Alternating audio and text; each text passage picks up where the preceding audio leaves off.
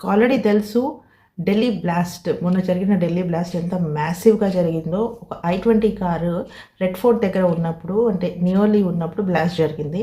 So, దాని తర్వాత investigation జరిగింది ఏంటి అనంటే, ఒక డాక్టర్ ఇదంతా చేసింది అని చెప్పేసి, ఆవిడ వర్క్ చేస్తున్న హాస్పిటల్ ఏదైతే ఉందో దాని పార్కింగ్‌లో లిటరల్లీ అమిత్ షా ఈరోజు సీబీఐ, ఎన్ఐఏ, ఐబీ వీళ్ళతో కలిసి కాన్ఫరెన్స్ నిర్వహించడం జరిగింది ఈ బ్లాస్ట్ గురించి. సో, ఎలా జరిగింది ఏంటి అన్నది అప్పుడు ఆయన లిటరల్లీ అనౌన్స్ చేశారు ఏంటంటే 40 కేజీస్ ఆఫ్ ఎక్స్‌ప్లోజన్స్, అలాగే 3 టన్స్ ఆఫ్ కెమికల్స్ దొరికాయి అక్కడ. 40 కేజీస్ ఆఫ్ ఎక్స్‌ప్లోజన్స్ అంటే మీరు అర్థం చేసుకోవచ్చు, ఒక దేశాన్ని కూడా లేపేయొచ్చు అనమాట. ఈవెన్ ఢిల్లీ కూడా ఎగిరిపోవచ్చు. అన్ని ఎక్స్‌ప్లోజన్స్ దొరికాయి. కానీ లాస్ట్ మినిట్‌లో అయితే పట్టుకోవడం జరిగింది. చాలా తక్కువ ప్రాణ నష్టం జరిగింది. కానీ ఒకవేళ అదంతా కూడా వీళ్ళు యూజ్ చేసుంటే మన సిట్యుయేషన్ వేరే విధంగా ఉండేది.